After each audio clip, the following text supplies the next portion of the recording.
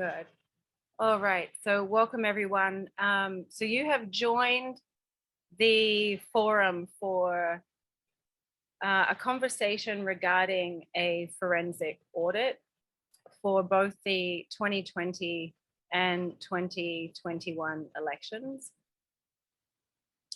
Today is December the 28th, and so I'm grateful for you all to take time out of your busy lives around the holiday season to join with us and be a part of this conversation, because it's a really important one.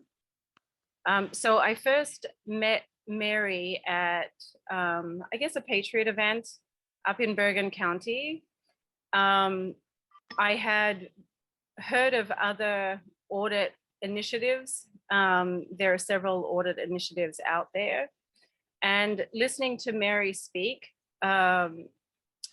she presented it in a way that caught my attention and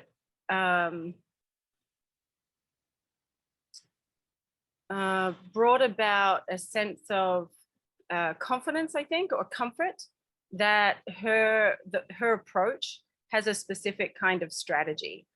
But for the strategy to work, we need volunteers and we need people to get involved. And so that's why I was moved and motivated to and inspired to invite Mary to speak to us about what that strategy is, so that you can understand it. In a previous forum that I did with you, if some of you may have joined from that list, where I did a forum with Melanie Dragon of NJ FIPAC. And if you haven't seen that, that's an important forum to go back to, because I can add the link into my follow-up email. But it's an important forum to go back to because we go through how to speak to your legislator.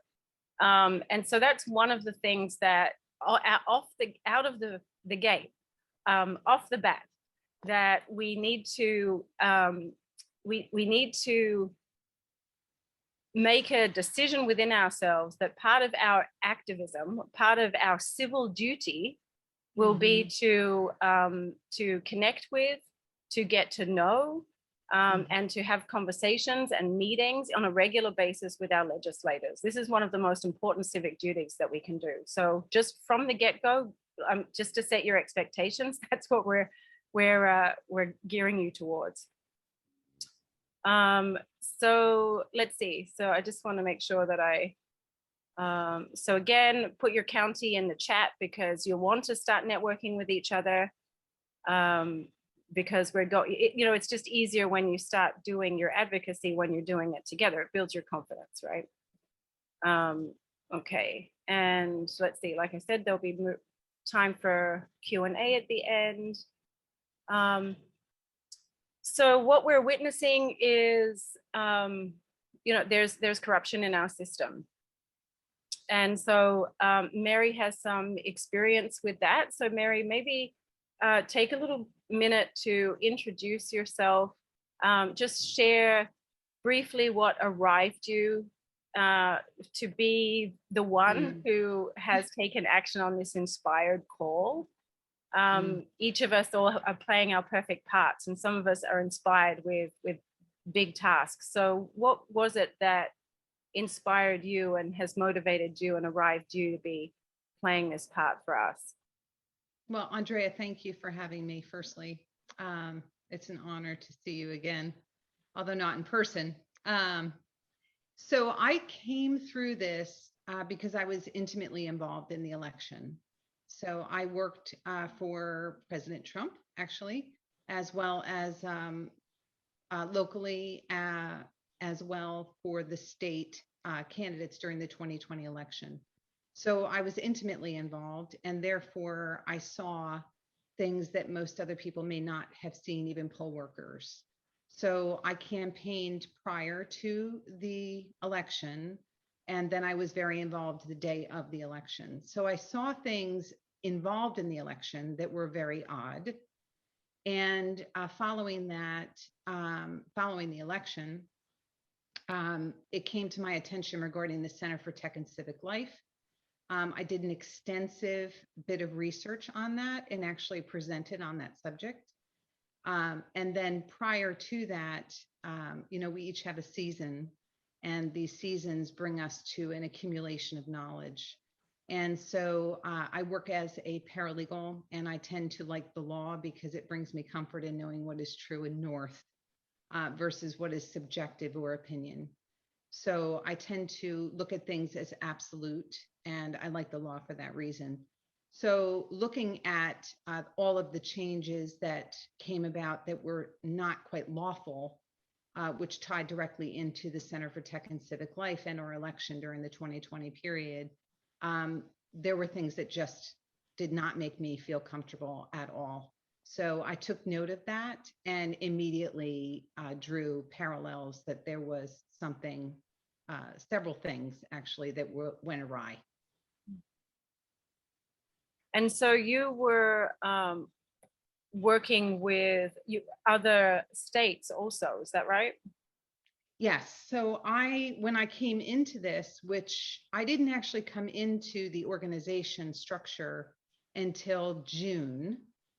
Prior to that, I was kind of working locally with the GOP and different entities to try to figure out what went wrong. And, people were not coming to the same conclusions that I was, although I knew because I had done the research that my research was factual. So again, I didn't feel much comfort. So I looked around for organizations that were true north, that followed the rule of law, and was pretty disappointed that I didn't find any.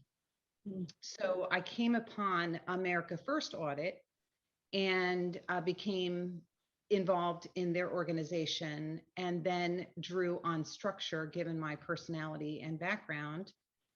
So I developed the protocol and training and trained every single state in the United States on that protocol. Yes.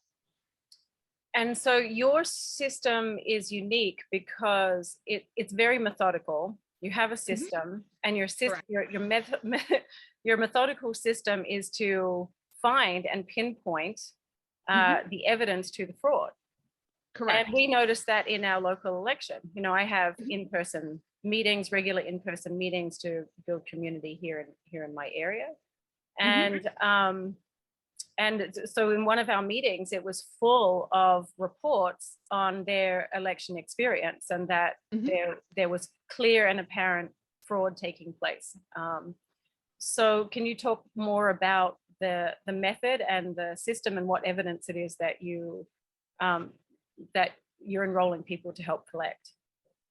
Yeah, so we drew on what was initially done by Seth Keshel and Adraza Smith and Dr. Frank and several other people nationally who did more broad stroke analysis, including the Edison data, which comes out the night of the election, and other sources.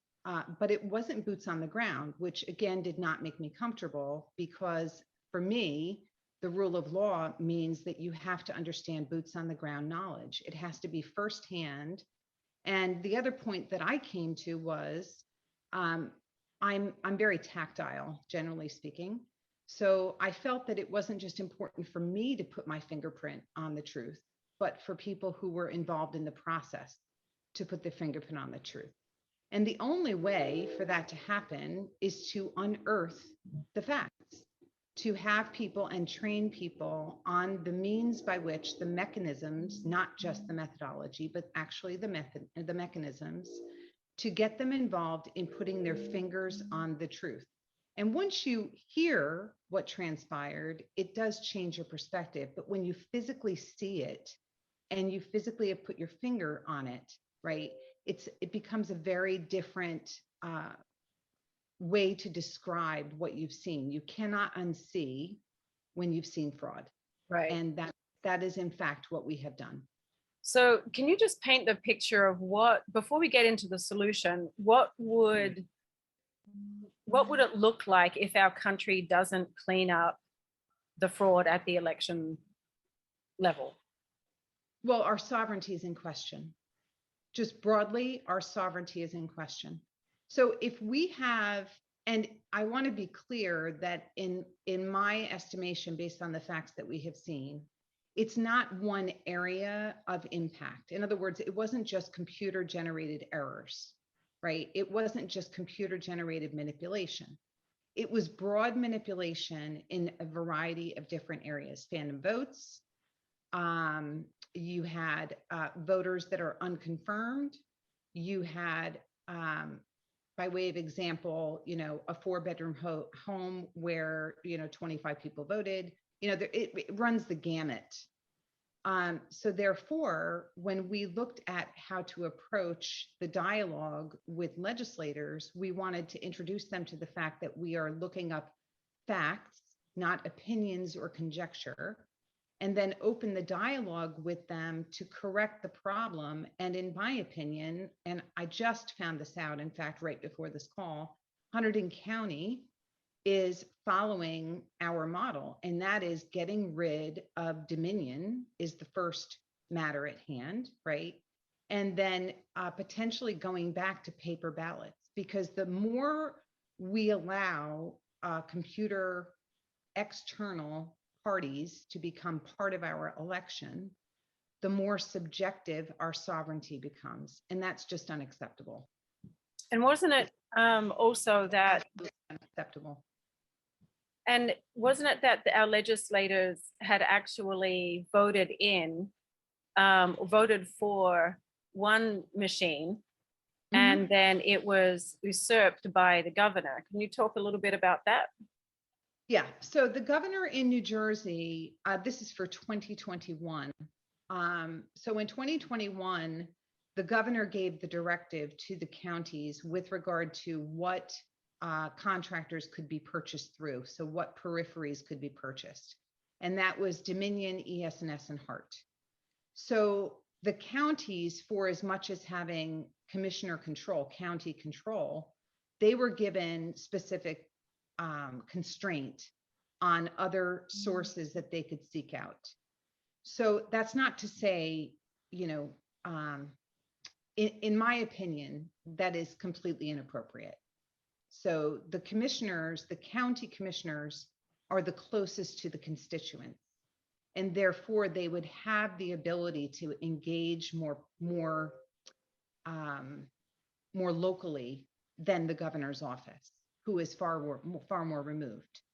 So unfortunately, that control was taken from them, and in some cases, well, in all cases, I feel that, personally speaking, I feel that that's inappropriate.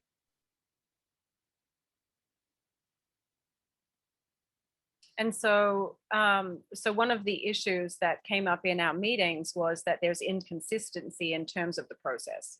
So whether it's a paper ballot process, whether it's using electronic process, there was inconsistency in the process, and then across the board, which is a problem. Everybody's experience was different in terms of intake, the new iPad device that they're using to put in the signature. Yeah, you're speaking specifically to 2021. I am right now. Yeah, right. Yeah, so in the case of 2021, we were far more involved from the get-go because we already had the mechanisms in place. So we watched, even prior to the election, the process, the registrants, the numbers, everything. And you're absolutely correct. There is absolutely not one mechanism of voting in the state of New Jersey. There's 21 counties, and I bet you there's probably 16 mechanisms to actually vote. 16 different mechanisms. And even within the counties, with the exception, I have to say, of Hunterdon County, I mean, they're pretty consistent across the board. So I reside in Hunterdon, so I'm a little partial. But I know that because I did the research, right? Because it's my home county. So, and I actually encouraged on the old platform, which was America First Audit. I'll get to that in a second, but I actually encouraged members who I was engaging with at the point of election to input, their experience. And their experience was most unpleasant. In many cases, they couldn't even enter Jack's name on the machine. It wouldn't accept it. We actually have a few videos of that, but that's 2021, right? So we still have to correct 2020, and we can't move forward. To move forward and to put behind 2020 would be a grave disservice to the sovereignty of our nation, in my opinion. Mm-hmm. So, because it impacts everything else, everything. Yeah. So do you think that it's possible to create a consistent system nationwide?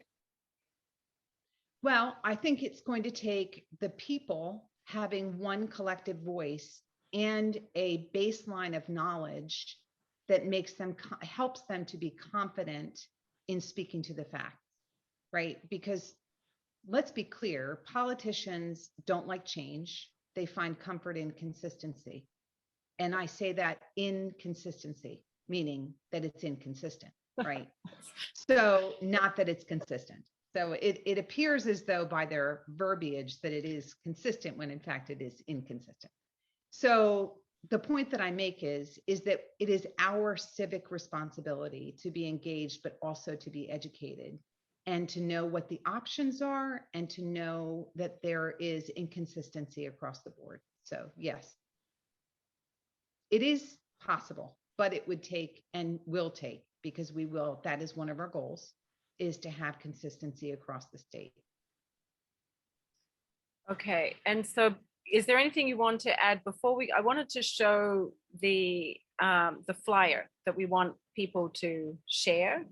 Mm-hmm. And it's that lists the anomalies, right? The mm-hmm. main points of fraud.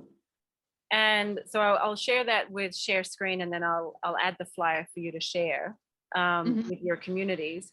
But again, the purpose of this call was to support, to offer a support and a strategy that goes along with that flyer, mm-hmm. Because there's a direction on it. I'm just looking for it now.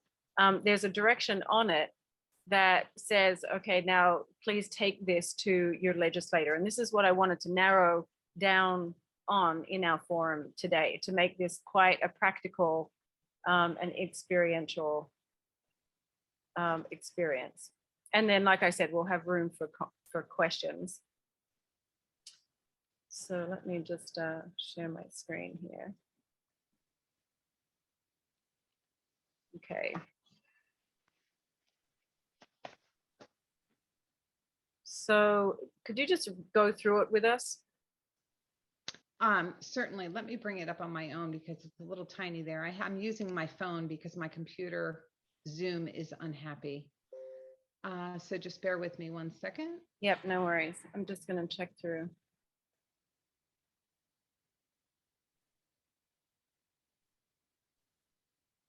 Okay, I'm just scrolling through the.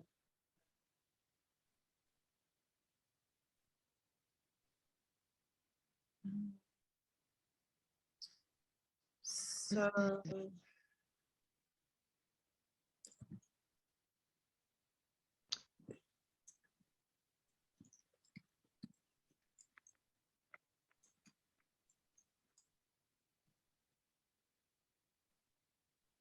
Okay. So by way of example, in 2021, okay, they spent $77 million on new equipment. And yet, despite the purchasing of new equipment, there was no verified paper trail, right? In addition to that, there were inconsistencies where there were cases that people could not vote. There were cases where people's votes were not entered on the machine, and therefore they may have entered provisional ballots. Are we assured that those provisional ballots were counted? No. So that's the first point of no verified paper audit trail. So we recommend, instead of spending $77 million on new equipment, that we could do paper ballots and save that money. That's taxpayer money. And that's year after year after year that amount is spent, which is crazy. So you also have to consider, and I don't want to delve too much into this area, but we have our team, so our small groups are about 110 people. Those are back office people that are working on the evidence of fact, right? So many of them already have experienced having their jobs threatened because of the inoculation, right? That's a sample of society. These costs, these $1 million tax costs, those impact your escrow on your mortgage. Those impact your sustainability to maintain your housing costs. And ultimately, the inoculation or choice not to get it, right? The mandates that are coming at the federal level all impact your ability to sustain your family. So that is part of the reason, that and restricting the fraud, right? So the more we have had involvement by the computer periphery companies, the more fraud that we have had, or claims of fraud. Now we're moving to evidence of fraud, right? So we don't want just claims, we want evidence. But the point is that $77 million a year is a lot of money to spend on new equipment, when in fact the equipment doesn't work, which was proven in the 2021 election.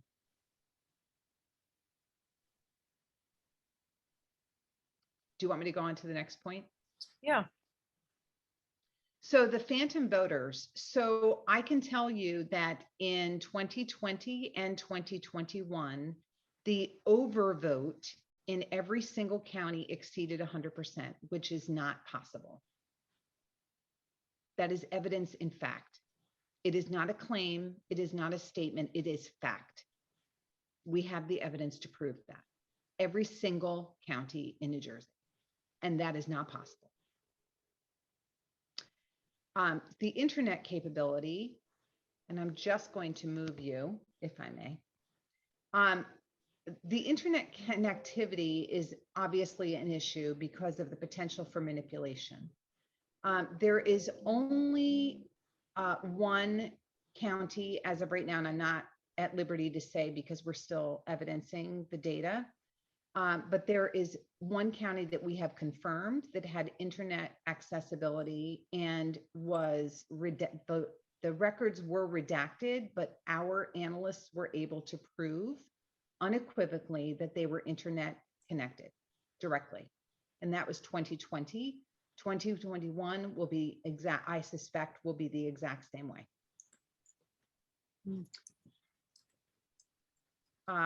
And then voters were unable to confirm their vote. So again, in 2020 and 2021 across the board, we actually polled on our old chat, which is the New Jersey First Audit. There were hundreds of people who could not confirm that their vote was counted in both the 2020 and 2021, despite 2021 having spent $77 million of taxpayer funds. And then the last point was the point that we touched on prior to opening this up, which is the fact that we have 21 counties and there is absolutely no baseline foundation of consistency in how the elections are handled across the board, which is unacceptable. Okay. All right. Absolutely acceptable. So a couple of questions have come up. So let's address them before we go on to the action step, the civic action step. N. Mertet, beg your pardon, I missed that middle T, has said election control should be local by state. There should be no nationwide consistency standard. That's ripe for corruption and control. Each state should pass election integrity measures. The inconsistency among New Jersey counties is deliberate. Many county clerks and superintendents of boards of election are supportive of integrity measures. Politics and state election laws are preventing it from happening. Correct. Yeah, every single statement she made is correct. The challenge that we have, and this actually points, if I may extend that her thought, which is excellent. It's a great point. So part of the challenge when I came into this, and I tend to be very detail oriented. So my master's is in public policy, so I tend to hone in on legislation, and I don't just look at the state, I look at national. So part of the problem and part of the complexity that we're up against is not only the changes that were made, which we do track in New Jersey, but we have nationally HR4. And HR4 is built on the model. It's House Resolution 4 and was actually voted down in the Senate, but is returned to committee. So will be brought up again. So HR4 is built on the model of the Civil Rights Act of 1964, which was amended to 1965. And if anyone on the call understands the Civil Rights Act, that was built on the premise that there were people that were disenfranchised from votes. There have been hundreds of hearings, which has accumulated to 18,000 papers, documents, and testimony regarding the disenfranchisement of people with regard to election. And in fact, the Supreme Court voted it down. So sections 4B and 5 specifically of the Civil Rights Act were voted down. They could not prove unequivocally to our highest court that there was actually disenfranchisement. So there's two issues with regard to HR4. Number one, it impedes on states' rights. If HR4 passes the second house, right, Congress, we will be in a position where the state of New Jersey, the legislative body, if having had the will not be able to decertify the 2020 election. And that is precisely why I trained the model that I developed across the United States so that we would have a consistent body of evidence to bring to them before they vote on that measure so that they understood not only is it illegal, not only is it unlawful, but it infringes on the people's rights. And it's unlawful from the perspective that it does not it actually supersedes or usurps the Supreme Court findings of the Civil Rights Act of 1964. So there's several points to that, and I'm grateful that that she had brought it up. She or he, I apologize. So yes, I do believe that we should have a consistent measure in the state of New Jersey. The measure of voting should be consistent. But I do not, absolutely do not feel that it should be a federal measure. I do not believe I believe that the people closest to the constituency should have the control and the exchange of that control with regard to laws. So, but I wanted people to understand why it was important to be consistent across the states. And that was because of HR4, which is still on the table. Okay, good. Let me go on to the next one. So Hillary's asking, so regarding the $77 million technology upgrade, is there an upgrade of equipment every time or just the data entered? She's asking, why would the whole cost repeat annually? Because there's upgrades with regard to contractual commitments. And there's upgrades with regard to, just as you would upgrade your own computer system, these systems require upgrades, and those upgrades come at a cost. So we are in the process of obtaining those contracts. We have not fully obtained them yet, so I can't speak to the facts of them, and I'm not a county employee, so I absolutely cannot speak to it. So we can reconvene to that conversation, but I can tell you that it's an annual purchase. Is it $77 million a year? I do not know the answer to that question, but it was $77 million this year. Yeah. because they brought in all the new machines and Correct. the And the updates. okay. Mhm. All right. And so now N. Mertet has also asked, internet, or stated internet connectivity exists in all elections. It's supposedly a closed loop, accessible only as an intranet. As a challenger, I can verify through direct observation internet connectivity existed at the location I was at, early voting 2021 at a public university. The staff complained to the county, the professors and the staff were being kicked off of the university's internet, and the county had to send an IT person down to do something. I have no idea what that was, but that gentleman sat right next to me while he did his something. Yeah, that was, we had people that were actually taking photos of their phone with regard to what it was netting for internet connectivity when they were at the polls, not in the poll actually entering their vote, but when they were standing outside the polls.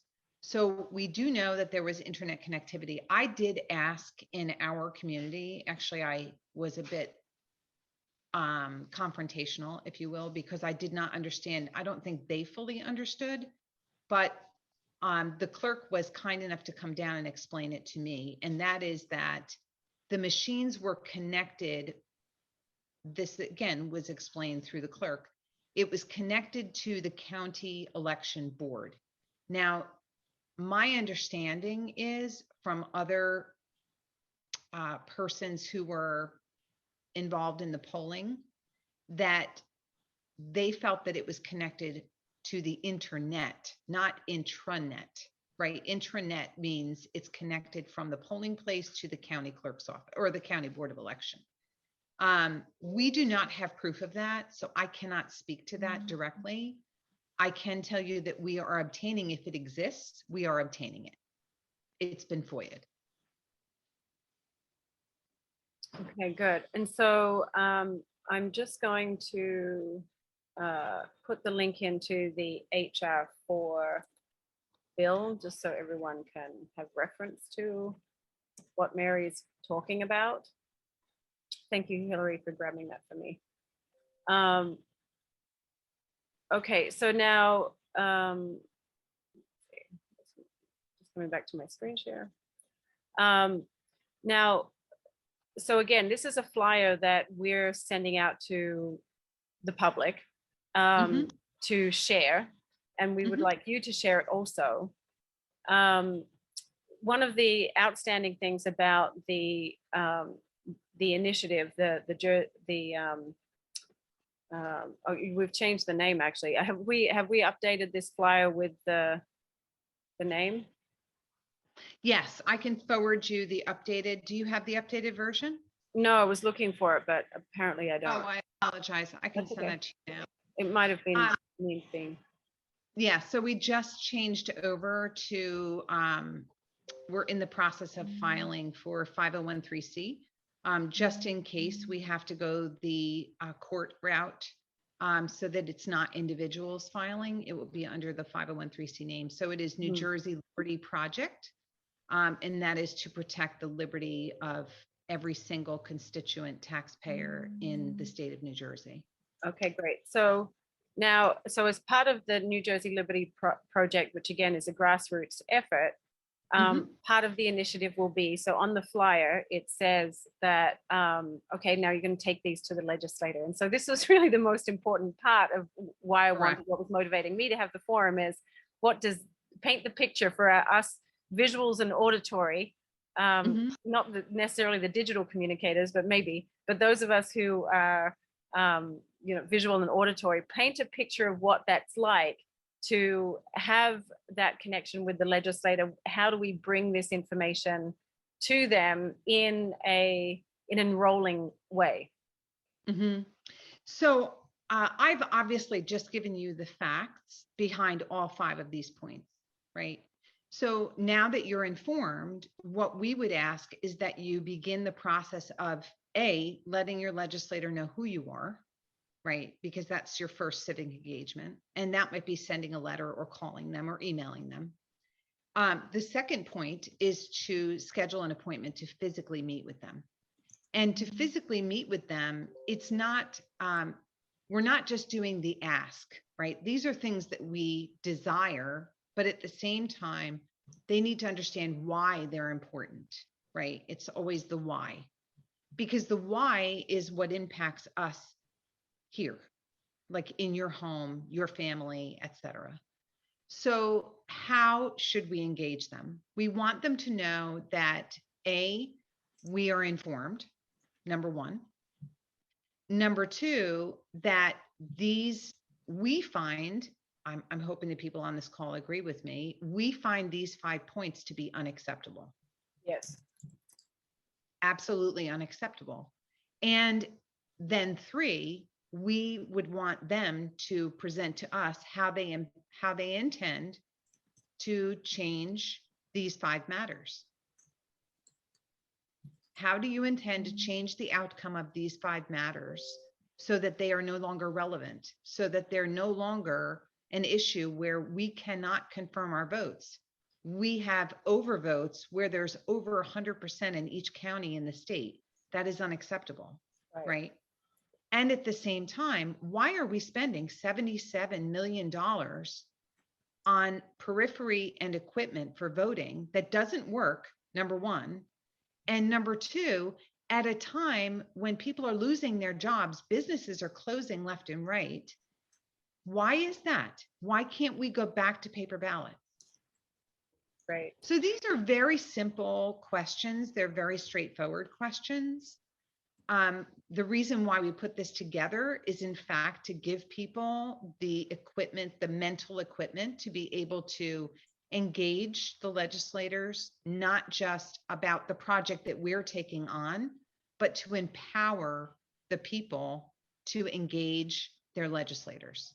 Okay, and I would like to add, and probably this is part of your process, it's just my own direct experience with having conversations with legislators is that once you've had your meeting, you want to follow up with an email to go through exactly what you discussed and your expectations of them. So you send a follow-up email. Mm-hmm. And then you request that they reply to that follow-up email. Correct. So you're starting a paper trail with that, but that's also fortifying the relationship. Is there anything you want to add to that? I've actually just taken a note of the 4 points. I'll put them in the chat for everyone. Is there anything you want to add? Yeah, our team. So we have a communications team, and that communications team does precisely the same thing, but we're more honed, more specific. We're developing that relationship to then expand it into, when the 7 distinct points of evidence have been fully disclosed and cleared by the attorney and paralegal, and we're prepared to present, right? We're building a relationship with the legislators over time, but it's equally important that they hear from the constituents more broadly, not just from our organization. In other words, the consistent statement that we heard prior to the 2021 election. We've met with 17 legislators thus far. And we have one Congressman Van Drew, who is consented and committed to a full forensic audit. But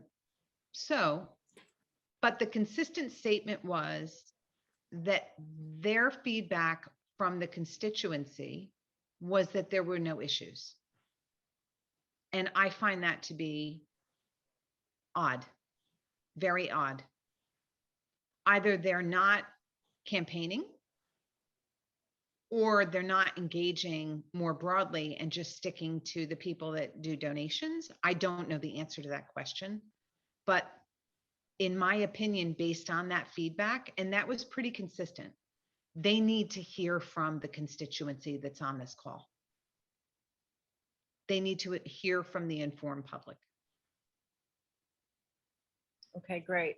Now, do you want the people on this call to give you feedback Oh, you they're looking? absolutely, yeah, they're absolutely welcome to engage us, to let us know what their feedback is. They can walk with us on the journey if they want to join the comms team or um, join in with what we're doing. They're more than, we welcome them. Absolutely.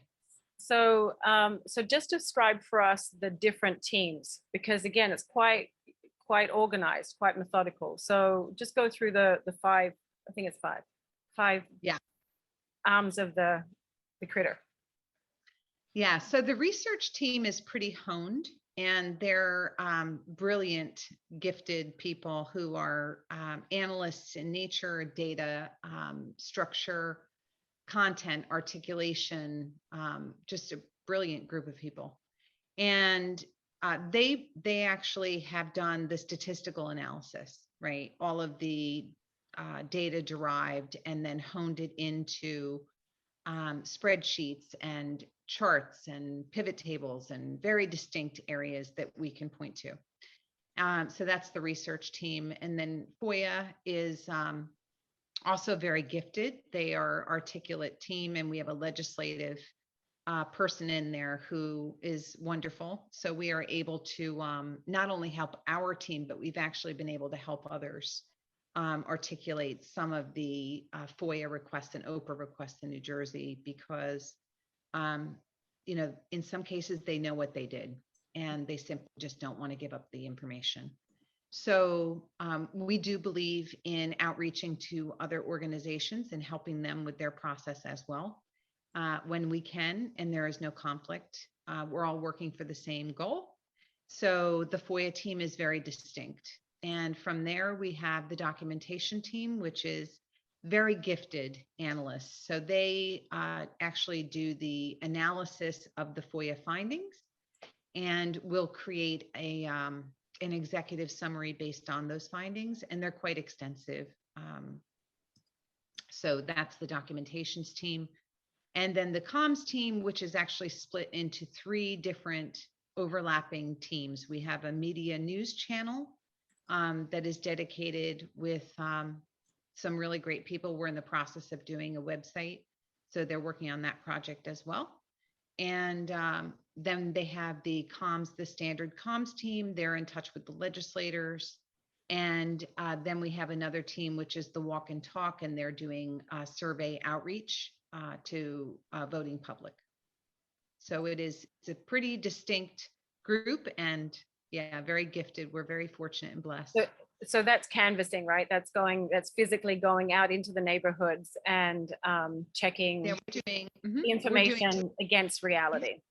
Mm-hmm. Yep. So for example, that house that was that 4-bedroom house that had, 200 people or 25 people registered to vote at that address. That's what you're checking.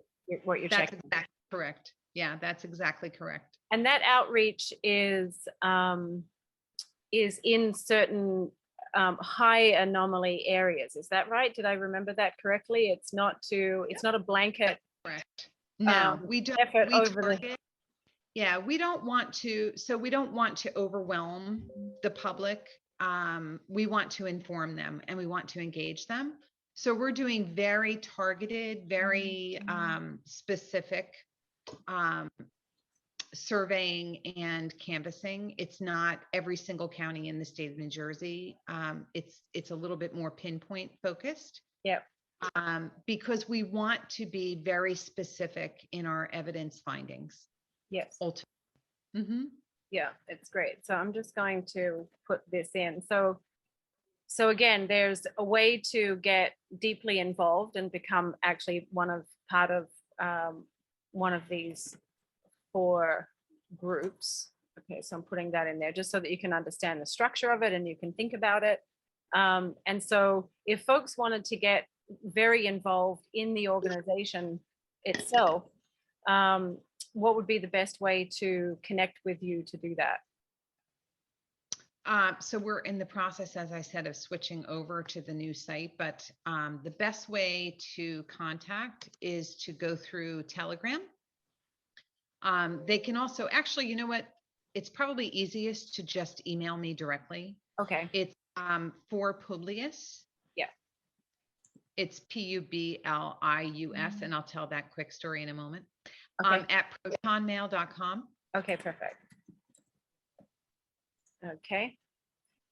Yeah, so people have asked, having trained across the states, where the name came from. So the Federalist Papers, right? The author was Publius.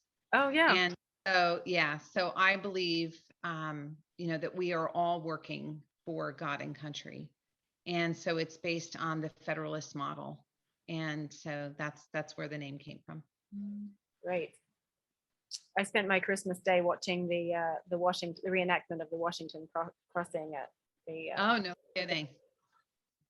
Yeah, it was That's great. very, very moving, because just the week before, we were at Trenton supporting the legislators who were being prevented from entering the state house, which we pay for because of the ridiculousness of the mandates, which are inherently unconstitutional, anti-sovereign.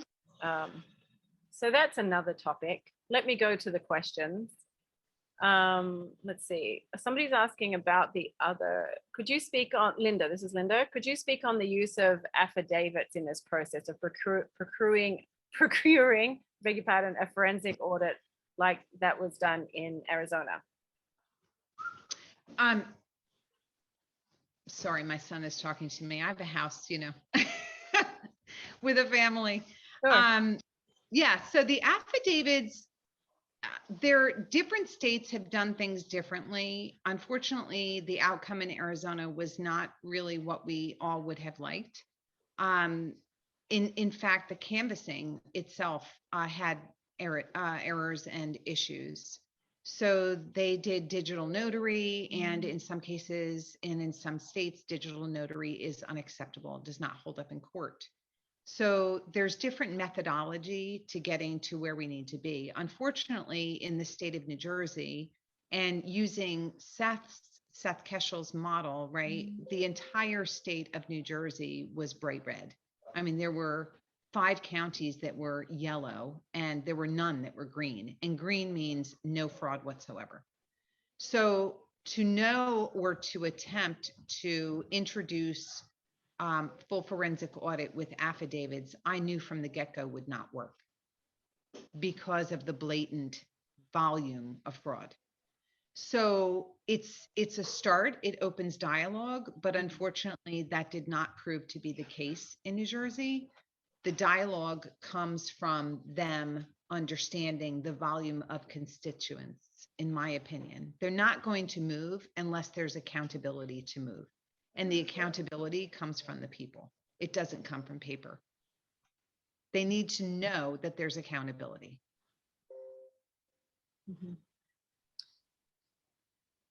Yeah, so I feel like the affidavits spread awareness quickly. I think they did. So they served their purpose in planting a seed, I think. Right. They start, as I said, start a process in dialogue. Yeah. But unfortunately, in our case, they did not move the legislative body. Right. So at all, like when we were meeting with them, they don't know anything about it. So we need to move the needle, and that needle needs to come from a groundswell, the people. Right. So that's why we're so grateful for everyone who's taken the time to jump on the call in the holiday season, So thank you for that. Now, Kimberly Johnson has made a statement. So Mercer's Board of Election prefers what they call ballot on demand machines. She says, I've never used a paper ballot in over 30 years here. I feel that a simple counting machine makes sense, but I understand wanting a paper trail.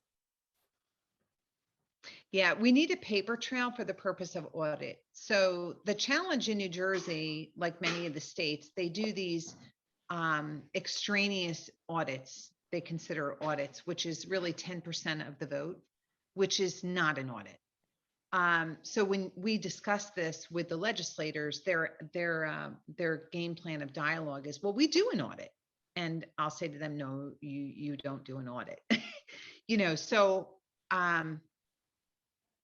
it's a very interesting dialogue. Without paper ballots, without the physical paper, right? You can't have an audit. And in my opinion, if we have the IRS just using a standard litmus test, right? And the IRS were to audit you, you have to prove unequivocally every area that you spent money in, extraneously and otherwise, right? So why would we not want that in our voting process? Why would we not demand that in our voting process? And enrolling every 2 years, there should be a full forensic audit. Is it expensive? It's expensive because that is the litmus test that we have, because it's never been done. If it becomes routine, it would not be expensive. It would be a matter of routine.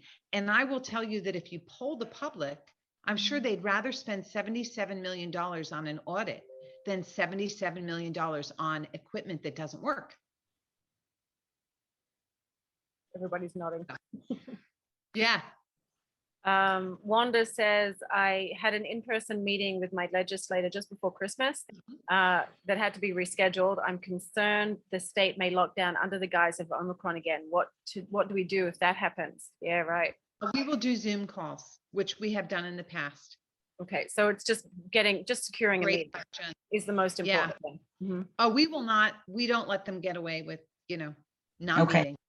I was afraid they're trying to delay, and they're being very pleasant about it, but I have feelings. They're already talking in schools. They may not reopen. I don't know if you guys are hearing that in your districts, but yeah, I'm afraid that they're afraid of us. That's my concern, but we're not going to let up. No, we don't let up, as you well know. Mm-hmm. We continue to press forward, and we believe in being engaging. We don't believe in being confrontational, but we do our homework, as you can well attest. You can speak to that if you don't mind. Yeah, sure. Okay. Yeah, I'd be happy to. So, yeah, it was wonderful. Mary opened up her office a week ago, right before Christmas, to really kind of walk me through how we engage and what the tone is of the meeting. Now, I had met with this legislator before. He's a very, very pleasant man. And much to my pleasant surprise, he's a Democrat. But he came into politics after retiring from corporate America. And I think because of that, he's a little more open-minded than career politicians, shall we say. So in any event, I had met with him before on some other, issues that are related to health concerns and an awareness day, I have a son with special needs, blah, blah, blah. He was very open to that. So he was very open to my contacting him about a forensic audit, much to my pleasant surprise. Republicans did not, by the way. And I was on this literally from day one, from when I personally witnessed fraud on November 3rd, 2020. So anyway, Mary methodically kind of went through the process of what to do to research the legislators and what their background is, what their what they bring to legislation, what they support and what they don't support, because it gives us insight as to how to approach them. Mm-hmm. So I didn't finish all my homework because the meeting got rescheduled right after that, but it gave me a little bit more time. But there are resources right on, the legislative, New Jersey legislature page that really gives you access to really all that information. You just have to dig for it, but it is there.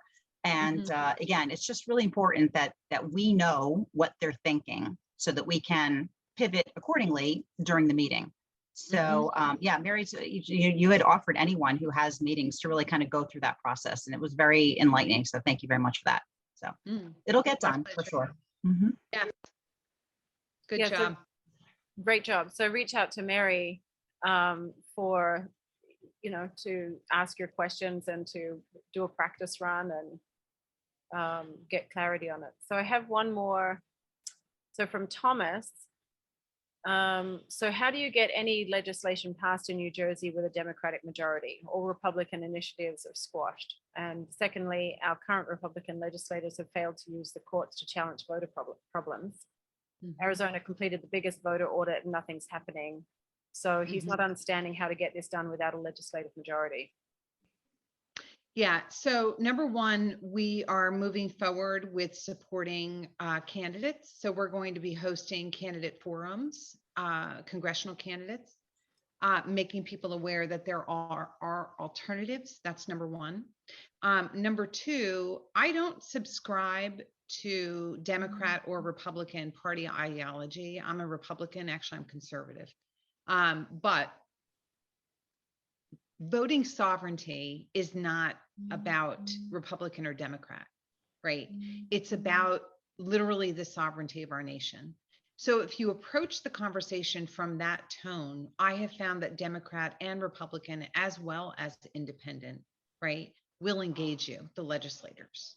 They do not want a constituent body that looks at them specifically and only from a Democrat or Republican capacity.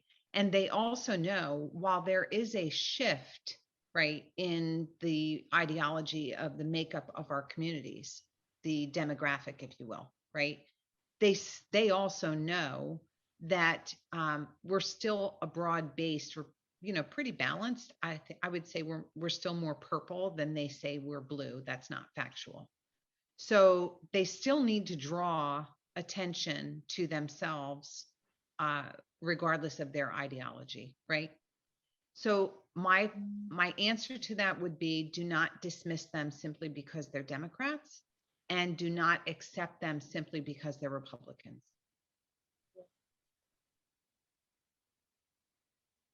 Agreed.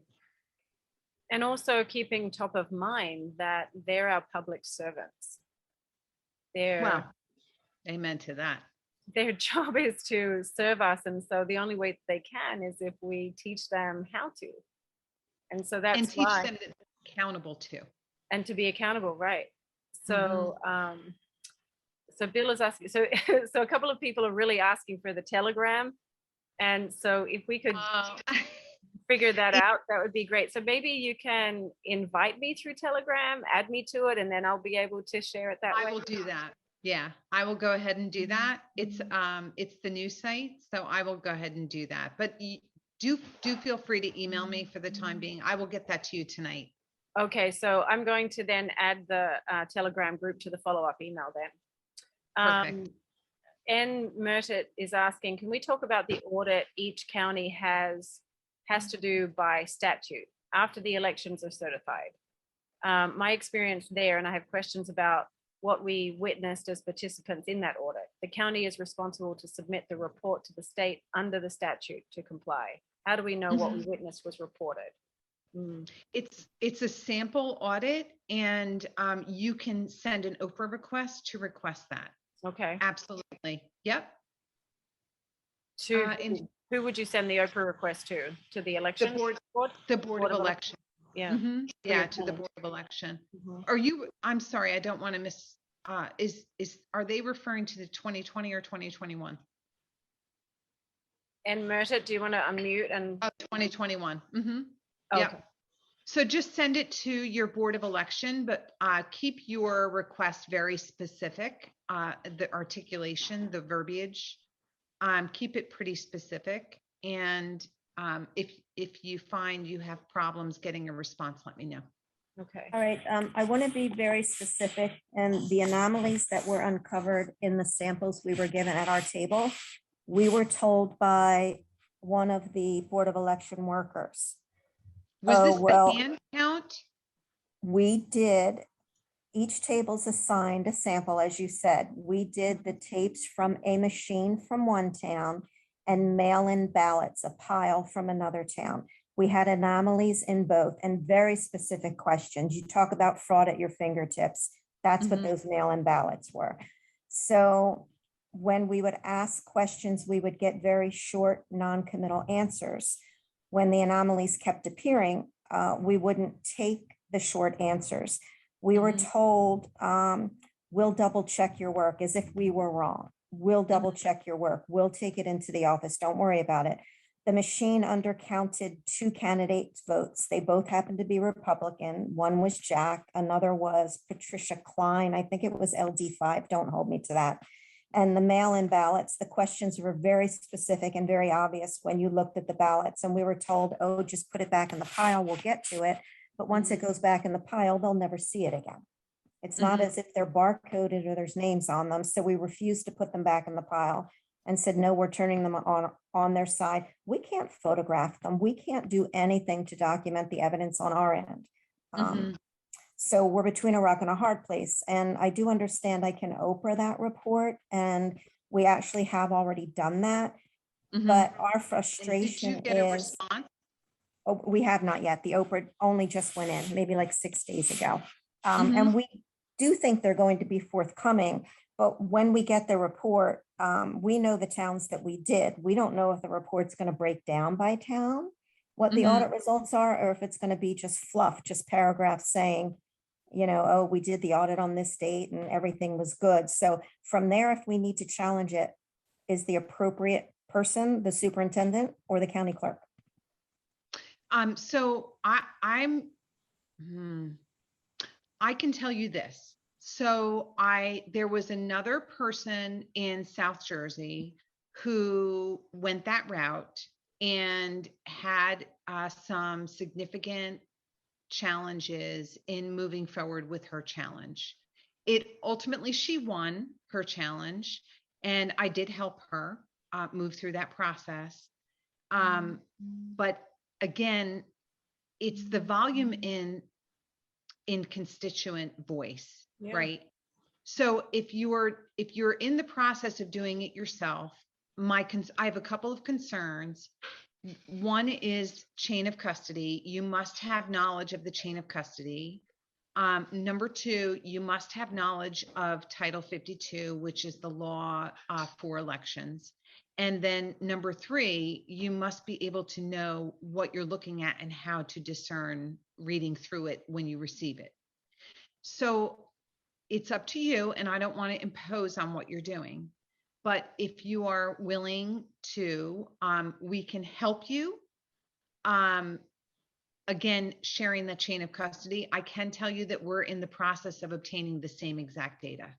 Yeah, I guess I'm sorry, Mary, I didn't mean to interrupt you. I guess it's fine. my frustration is these mechanisms become so rote to these employees. Yep. So every election, the county clerk and the superintendent has to do these audits and submits these reports. I literally think they pull up the last report they did and just fill in the blanks, to make it current. I can't speak to that. Right. So I can't, here's what I don't want to do. And I train, and, Wanda, who was speaking before, could certainly speak to this, as can Andrea, is I train our teams very, very, very, very specifically to follow the rule of law, because I don't care what they do, meaning,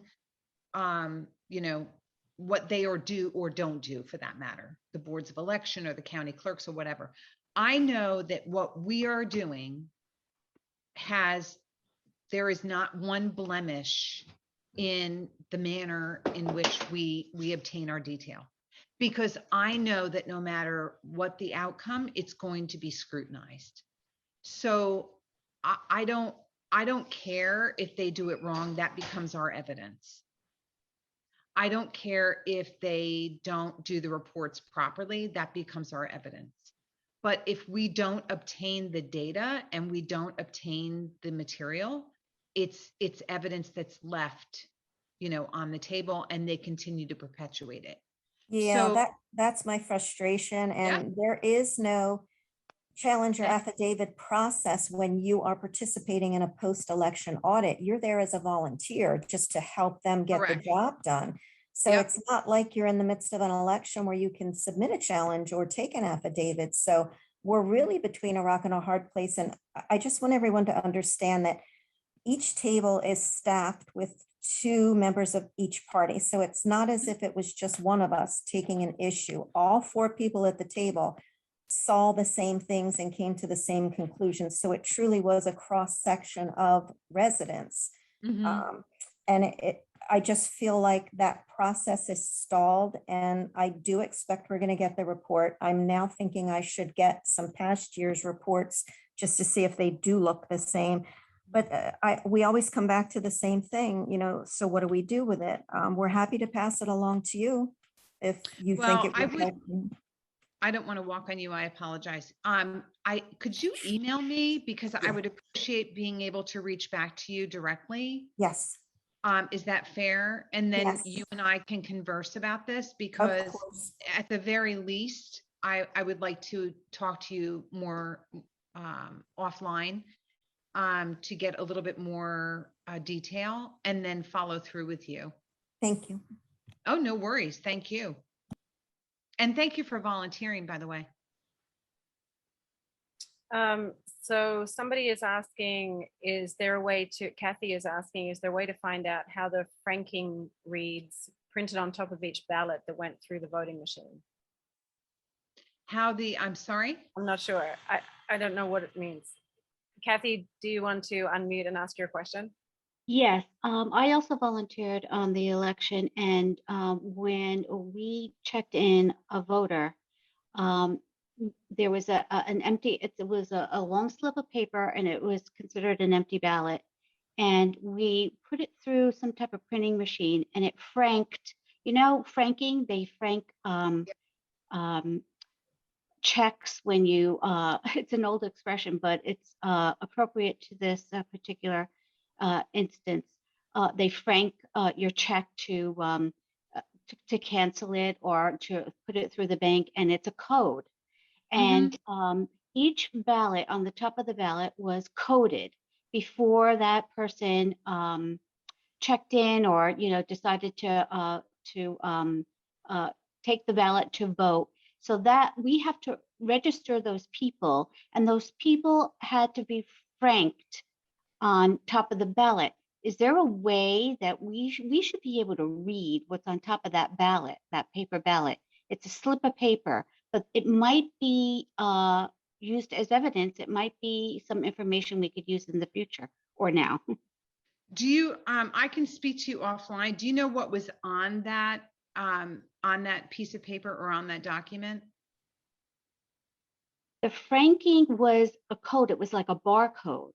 So there should be a way, like we could have some type of computer, or we could have some IT person that would know how to read that code, that franking code, that barcode. Yeah, I can actually make that inquiry. So I can, if you reach out to me by email, I will try to find an answer to your question. Thank you, my dear. No worries. We're going to start to finish up. I just have another question here for. I have an 8 o'clock call. Sorry. You have a what? I have an 8 Yeah, o'clock. we'll wrap this up within the 5 minutes. Bill is asking, has your research team obtained voter rolls for all the counties? Yes. Is there anything extra you want to say to that? No, we're satisfied with our voter rolls. Yeah, we're moving forward. Okay, perfect. All right. So just to kind of wrap it up, you, as part of your civic duty, you have 2 choices. One is to take the 5-point flyer, the 5-point poster, and bring that to share that with your friends and your family, and then educate them on each of the points, and then encourage them, and also take action for yourself to reach out to your legislator, make that contact, have a meeting, discuss them, ask them what they're going to do about it, follow up with an email, and then request a response back. And if at any time you need extra assistance or language, verbiage, then you can reach out to Mary to help you with that. And then the second step is to actually volunteer for the initiative, for the organization. Yeah, and if anyone has questions, I would encourage you to email me directly. I'm pretty free with giving out information to the extent that I can, that it's not protected by evidence. So. Yep. Okay, so are there any last questions before we go? So I'll include the flyer and the Telegram channel link in with the email that holds the recording of this forum. Grace is asking, do any of the politicians have a Telegram link? Not to my knowledge, although there may be some on there that are not announcing themselves to the extent that they're kind of inquisitive, if you will. I don't think so, though. I do not believe so. Spring Guy is asking, how does Passaic County fare? Ugh. Yeah, I don't, I have to tell you that I was very disappointed to see what I saw across the board. So even just small amounts of fraud are unacceptable, right? Even small amounts of errors are unacceptable. These are, our vote it's our sacred voice. It's the right that we have to elect people to represent our interests. What could be more important than that? So it's just unacceptable to me. So I'm asking for every single person on this call to partner with us to make sure that they know, the legislative body, the county officials, even your municipal officials understand that we feel very strongly that something is wrong, and therefore they need to engage us to correct it. Yeah, wonderful. All right, so I think we'll wrap it up. So Mary, I just want to thank you for taking the time to speak with us and educate us, inform us so that we can do our civic duty. And again, I just want to thank everyone for joining with us on a holiday evening. And so, yes. Merry Christmas, everybody. Merry Christmas and Happy New Year to everybody. Yes. We're grateful to you, really. Yeah, we're looking forward to a good year coming. Yeah. All right. Thank you, everyone. Thanks so much. Thank you. You're welcome. Thank you. Good night. Good Good night. night.